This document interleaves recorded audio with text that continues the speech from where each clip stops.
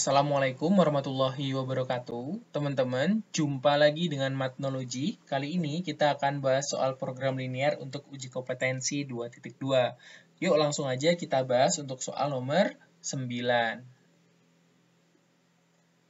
Pesawat penumpang mempunyai tempat duduk 48 kursi. Setiap penumpang kelas utama boleh membawa bagasi maksimum 60 kg, sedangkan kelas ekonomi maksimum 20 kg. Pesawat hanya dapat membawa bagasi maksimum 1.440 kg. Harga tiket kelas utama Rp150.000 dan kelas ekonomi Rp100.000. Supaya pendapatan dari penjualan tiket pada saat pesawat penuh mencapai maksimum, tentukan jumlah tempat duduk kelas utama. Oke, jadi nanti di sini yang ditanyakan adalah supaya pendapatan mencapai maksimum maksud saya ya. Nanti jumlah tempat duduk kelas utamanya itu berapa gitu. Nah, langkah pertama kita harus ada yang dimisalkan, yaitu jadi X dan Y. Mana yang dimisalkan? Biasanya yang pada soal itu diterakan harga ya, yang tertera harganya. Nah, di sini yang tertera harganya adalah untuk tiket kelas utama dan kelas ekonomi. Nah, jadi misalkan nanti X itu adalah penumpang kelas utama dan Y itu adalah penumpang kelas ekonomi. Berikutnya kita buat tabel seperti ini, di mana nanti kolom pertama ini akan berisi penumpang kelas utama dan penumpang kelas ekonomi sebagai X dan sebagai Y. Kemudian kita perhatikan lagi pada soal, ternyata untuk pesawat tersebut maksimum hanya dapat memuat 48 kursi. Tapi kan di soalnya nggak diketahui itu untuk kelas utama berapa, untuk kelas ekonomi berapa. Nah, kalau nggak diketahui, maka ini kita tulis saja nih. Ini kita tulis X, ini kita tulis Y. Kemudian informasi berikutnya, untuk kelas utama itu bisa membawa bagasi maksimum 60 kg. Dan untuk kelas ekonomi adalah 20 kg. Nah, jadi makanya kita tulis ini 60X, di sini adalah 20Y. Nah, karena ekonomi tadi Y ya, dan yang utama adalah X. Kita kasih X gitu. Dan pesawat hanya dapat membawa bagasi maksimum 1.440 kg. Nah, maka kita tulis di sini, maksimumnya adalah 1.440 kg. Nah, sebelum melanjutkan, kita harus benar-benar mengecek nih, apakah satuannya ini sudah sama semua. Nah, ternyata ini sudah sama. Nanti kalau belum sama, misalkan ada soal lain yang satuannya belum sama, yang berarti harus disamakan dulu satuannya. Oke, untuk harganya tadi udah ya. Nah, harganya tadi yang untuk penumpang kelas utama adalah 150.000, dapat kita tuliskan 150.000 X. Dan untuk penumpang kelas ekonomi adalah 100.000, maka kita dapat menuliskannya 100.000 Y. Nah, kalau sudah seperti ini, kita dapat membuat model matematikanya. Terdiri dari 3 hal, ada fungsi kendala, fungsi non-negatif, dan fungsi tujuan. Untuk fungsi kendala yang pertama, kita dapat membacanya ini ya, secara vertikal ke bawah. Jadi nanti kita tulis X tambah Y bla bla bla 48.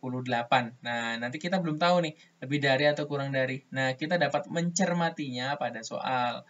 Karena kursinya maksimal cuma 48, maka ini nggak mungkin lebih dari 48. Maksimal cuma 48 ya. Maka nanti tanda pertidaksamaannya adalah kurang dari atau sama dengan. Kemudian untuk model matematika yang kedua, dapat kita tuliskan lagi nih vertikal ke bawah, berarti 60X tambah 20Y bla bla bla 1.440. Nah, kita perhatikan. 1.440 ini adalah bagasi maksimum nih. Nah, berarti bagasi di sini nanti jumlahnya nggak boleh lebih dari 1.440. Maka tandanya adalah kurang dari atau sama dengan. Ternyata untuk pertidaksamaan yang kedua ini, kedua ruas nanti bisa disederhanakan dengan sama-sama dibagi dengan 20. Sehingga nanti menjadi 3X tambah Y kurang dari atau sama dengan 72.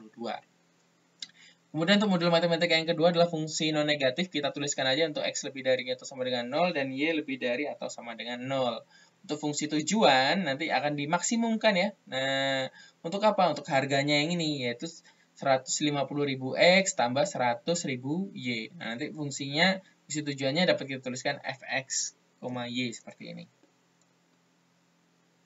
Langkah berikutnya adalah kita akan mencari titik potong terhadap sumbu X dan sumbu Y. Nah, jadi kita buat dulu nih, atau kita gambar dulu nanti pertidaksamaannya pada koordinat kartesius. Nah, kita perhatikan.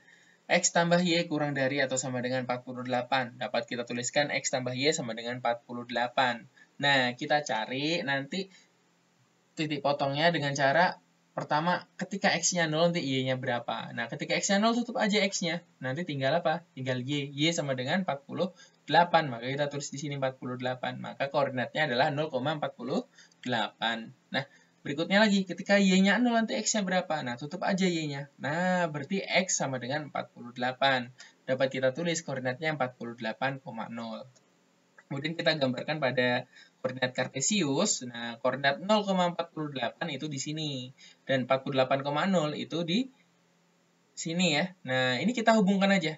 Nah, kita hubungkan. Setelah itu kita akan melakukan uji titik. Nah, uji titik sembarang aja. Kalian mau titik di mana. Yang penting titik tersebut tidak dilalui oleh garis yang pertama ini. Atau garis yang berwarna merah ini. Nah, yang paling gampang adalah 0,0. Kan nggak dilewati ini. Kita uji ke sini. Nah, ternyata kalau diuji ke sini, nanti hasilnya adalah 0 kurang dari atau sama dengan 48. Pernyataan ini benar, maka titik 0,0 itu berada di daerah penyelesaian. Maka 0,0 ini daerah penyelesaian. Dan daerah penyelesaian tidak diarsir. Yang diarsir yang bukan daerah penyelesaian. Berarti nanti ini ngarsirnya ke atas semua. Nah, ini garisnya merah, ini diarsir ke atas semua. Oke. Untuk pertidaksamaan yang kedua adalah 3x tambah y kurang dari atau sama dengan 72, bisa dituliskan 3x tambah y sama dengan 72. Sama seperti tadi, carilah nilai y ketika x-nya 0. Nah, tutup aja ini semua. Nah, jadi y sama dengan 72. Nah, kita tulis 0,72.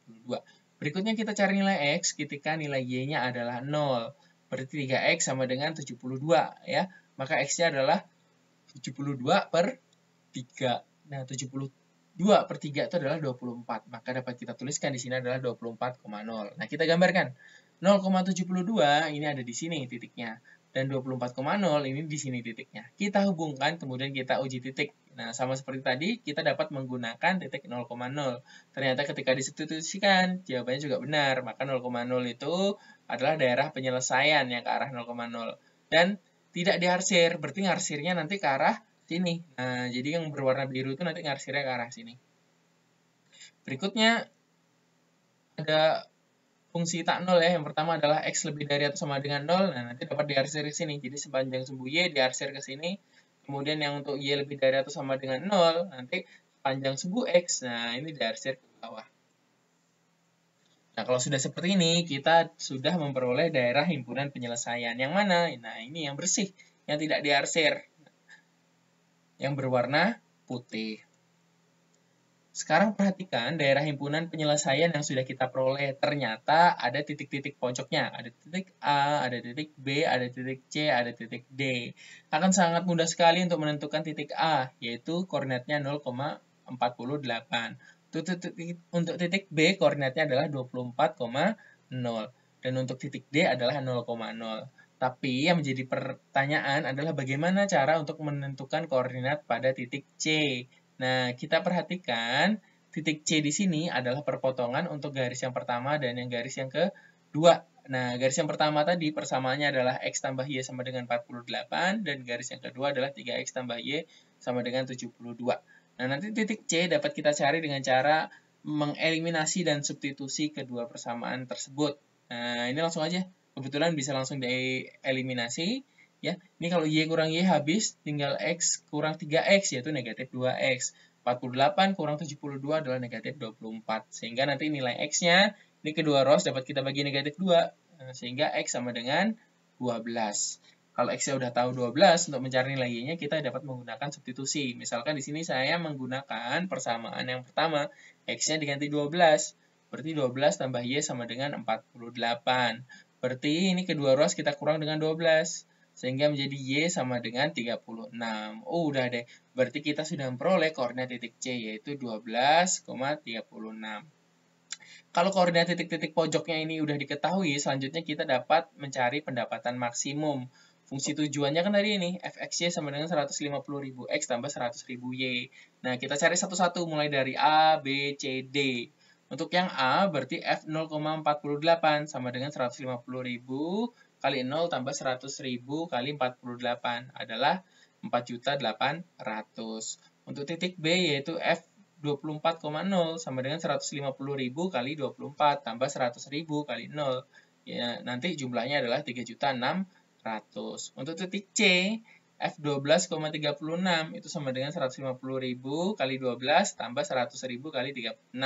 yaitu 5.400.000. Dan untuk titik D, F0,0 berarti 150.000 kali 0 tambah 100.000 kali 0, yaitu 0. Ingat, tadi yang ditanyakan adalah berapa jumlah kursi kelas utama agar pendapatannya maksimum. Nah, kita tandai dulu nih, mana yang maksimum. Yang maksimum artinya yang nilainya paling besar. Nah, yang ini ya, nilai maksimumnya adalah 5.400.000. Nah, supaya menjadi 5.400.000, nanti berapa sih tempat duduk kelas utama? Nah, tadi kan kelas utama kita misalkan menjadi X ya. Nah, yang kelas ekonomi kita misalkan menjadi Y. Sehingga tadi kelas utamanya berapa yang ini? Nah, kelas utamanya ada 12. Oke deh. Jadi tempat duduk kelas utama supaya pendapatan maksimum adalah 12.